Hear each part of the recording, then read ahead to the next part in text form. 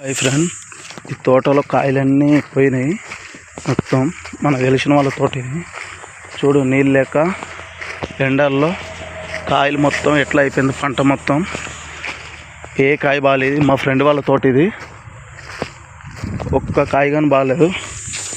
మా ఫ్రెండ్కి చెప్పిన పోతా అంటే ఇంకా కొంచెం దూరం పోతే తోట వేరే దగ్గర ఉంది.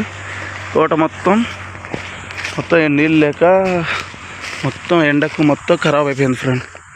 రైతులు చాలా ఇబ్బంది పడుతున్నారు.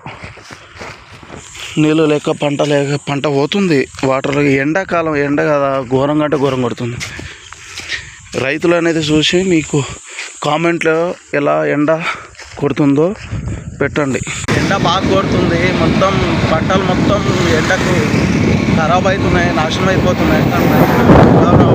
ఘోరంగా అంటే ఘోరంగా చాలా ఇబ్బంది.